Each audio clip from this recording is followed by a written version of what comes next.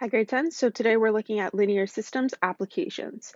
So we're looking at word problems and real world applications to linear systems. Our first question is, in a country marathon, Jack and Ted ran a total of 81 kilometers. Ted ran 5 kilometers farther than Jack. How far did each boy run? When we're doing application questions like this, we're going to need to start off with creating variables, what they're going to represent. So we're going to say, let J represent the distance Jack ran. We're going to need to do the same thing for Ted, so let T represent the distance Ted ran. I'm just putting apostrophes because it's the same thing. What we need to create in order for linear systems to work is two equations that we can find items to isolate. Most of these ones, it's easier to use substitution. So that's what we're going to be using. First, we're going to look at making our first equation. So we know that Jack and Ted together ran a total of 81 kilometers. So we can say that J plus T equals 81 kilometers. So 81. Then we can make our next equation by noticing that Ted ran 5 kilometers farther than Jack. So T is equal to J plus 5. Those are our two equations. You'll notice that this one already has something isolated. So we can also name these, which we should always. We have equation 1 and equation 2. We are going to sub T in 1. Now it's basically just like what we've been doing with substitution this entire time, but just with real world problems. So we have J plus T equals 81. We're going to replace T with J plus 5 equals 81. So we're going to distribute, so we get 2J plus 5 equals 81. 2J equals 81 minus 5. 2J equals 76. And we're going to divide both sides by 2.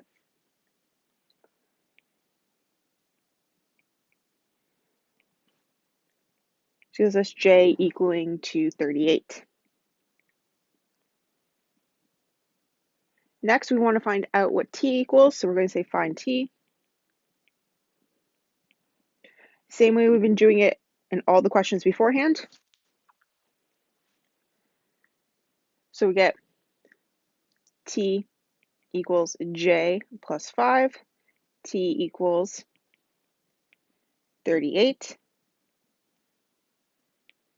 plus 5, which means T equals 43. Last thing but not least, since this is a word problem, we need to have our therefore statement. So therefore, Ted ran 43 kilometers and Jack 38 kilometers. So our steps were, first, write let statements for what variables are going to be representing what, create our two equations, label them, isolate one. If we already have one isolated, we just sub it in, find the other variable, write a therefore statement. Those are your steps. So let's try another one.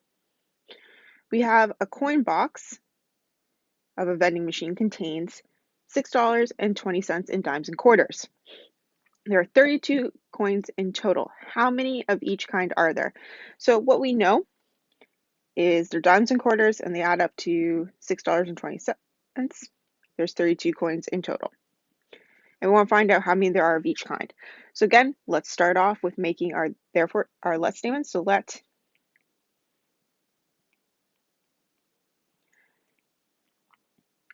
D represent dimes And let's have Q represent quarters. You can just go with the first letter of each word, or you can go straight up and say one's X and one's Y, whichever way you're more comfortable.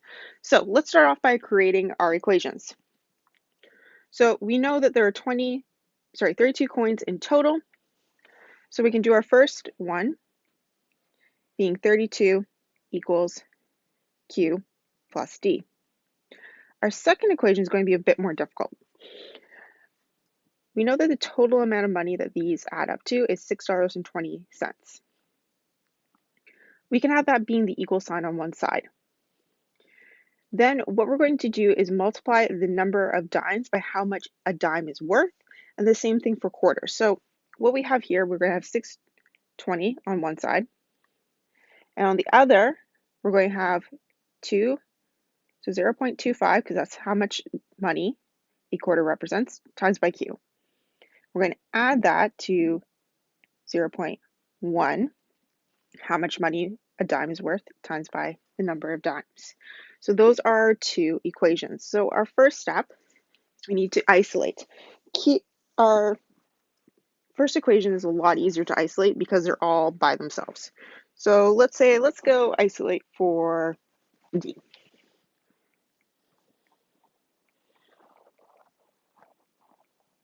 So I'm isolating D in 1.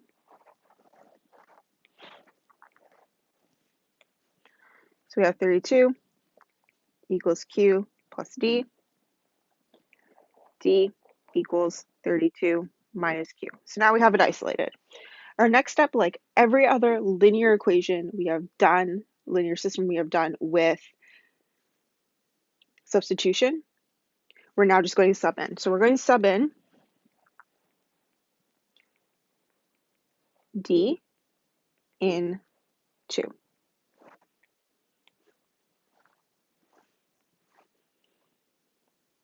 So what we end up getting, to start us off, we write out the full equation, which is 620 equals 0.25 Q plus 0.1 D. So equals 620 on this side, and we're going to replace our D with our equation from 1.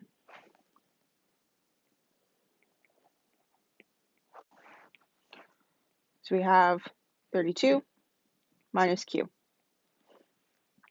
Next, we're going to expand into the bracket, which gives us 0.25 Q plus 320 minus 0.1 Q. Collect like terms, so we got 620 minus 320 equals 0.15 Q. So we get 1 on the side equals 0.15, not 1, that's 3, my apologies, Q. We're going to divide both sides by 0.15. These cancel each other out. And we're left with Q equaling 20. So we have 20 quarters. Just like with any substitution, we need to go and find out the other value. So now we're going to find D. So you have D equals 32 minus Q. We're now going to replace Q with the 20. And we get D equals 12. So now we write our therefore statement. So therefore, there are 20 quarters and 12 dimes. So again, steps. We start off with our let statements, saying what variables are going to represent what. Then we created our equations, we isolated a variable, we subbed in that variable, and then we found the other variable, and then we wrote a therefore statement. That is our steps for applications. Let's try a couple others now. Okay, for this question, it's asking us to find out how much of two different mixtures of coffee are in a 200 kilogram amount of coffee where the mixture costs $3 per kilogram. What I've started off by doing is saying letting X represent blend 1 and let Y represent blend 2. What we need to do is quickly create a couple equations. So our first one's going to be the fact that both X and Y, the two blends, add up to be 200 kilograms. So we have X plus Y equals 200. Our second one is going to be based on the idea that the amount of the first blend plus the amount of the second blend, when they're multiplied by their respective costs, is going to add up to the cost of what 200 kilograms would cost us. So 200 times by $3 is going to give us $600. So that's how much it's going to cost us. Now blend 1 costs us $2.30. So that's X. And second blend costs us 3.2 Y. So step 1, as always, is isolate a variable. We're going to isolate for X in 1. So 1's just easier to isolate. Everything's already there. 200, so X plus Y equals 200. X equals 200 minus Y. Next, we're going to sub X in 2, just like we do for any other linear system. Same step. So we get 600 equals 2.3 X plus 3.2 Y. We're now going to replace X with the equation that we found, 200 minus Y plus 3 Y. Now we are going to expand the bracket, which gives us 460 minus 2.3 Y plus 3.2 Y. Collect like terms now, so 600 minus 460 equals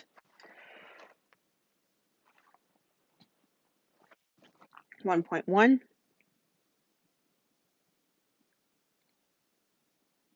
0.9, sorry, my apologies. I believe, let me just double check my equations. So we've got 3.2 minus 0.9.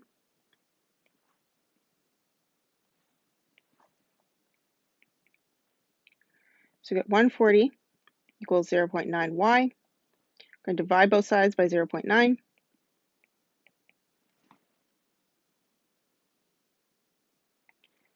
Which is going to give us 155.6 approximately. This is approximate, guys. Y.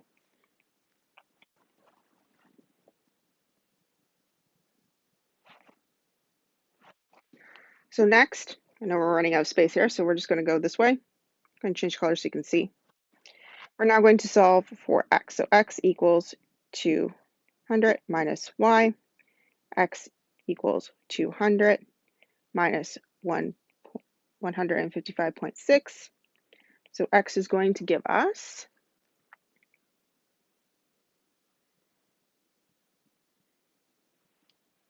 44.4.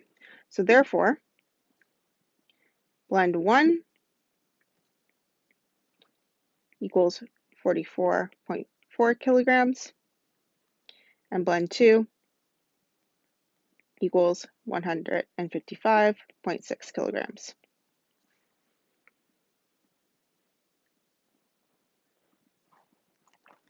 Looking at the next one, Raj won an award for mathematics. He was given $12,000 for such a distinction. Being a wise young man, he decides to invest all of his money in two different accounts.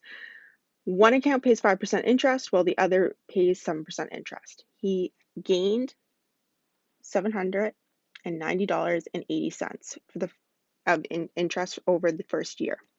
How much did he invest in each account? This is the same sort of idea as the one above. We're just going to use our interest as our amounts here. That's going to be the same amount. Same way of doing it. So we're going to start off with let statement. So we're going to say let X represent amount invested in one account.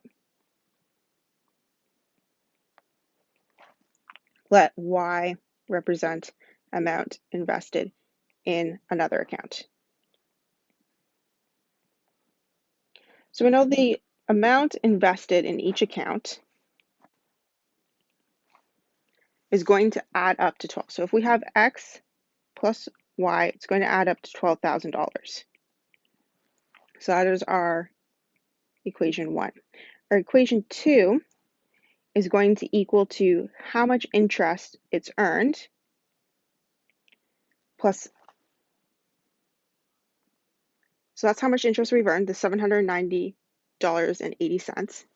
And that's going to be equal to the interest as a decimal of 1 multiplied by one amount of money plus the interest earned with the other amount of money as a decimal. So you notice that you have 5%, 0.05 is what you get as a decimal, and same thing over here.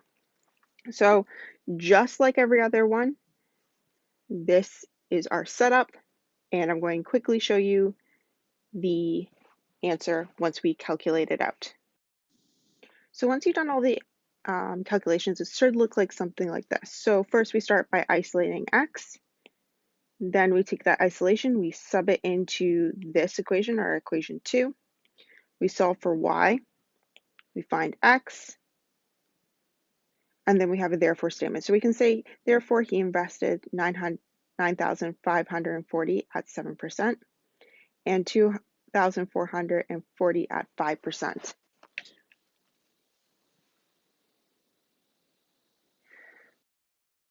Next one here we have is Bertha's Boutique sold 3 more sweaters than pants. 3 times the number of pants sold plus 4 times the number of sweaters sold is 96.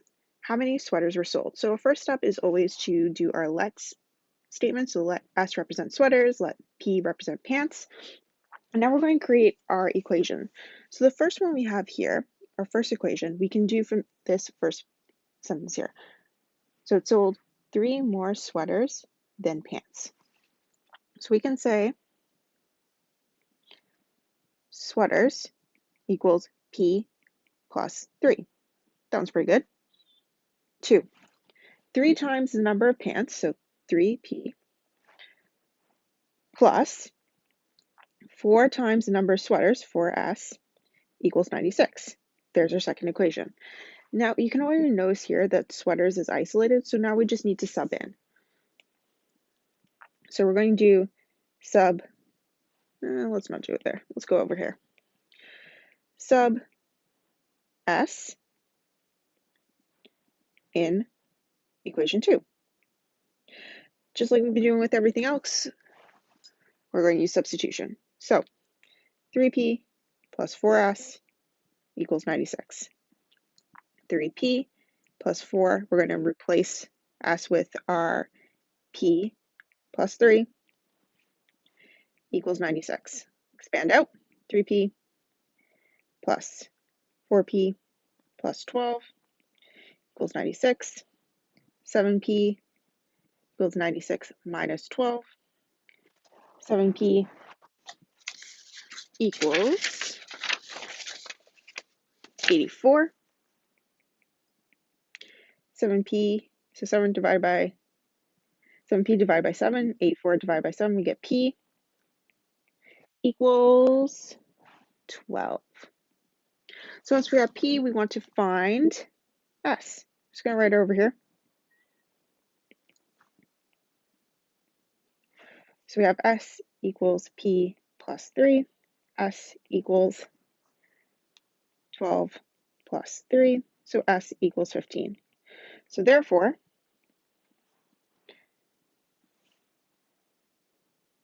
$15 sweaters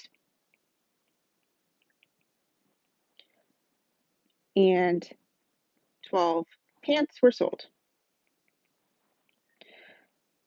In the next video, we're going to go over a couple of harder ones, looking at revenue and distance and time equation. So check that other video out after you finish this one.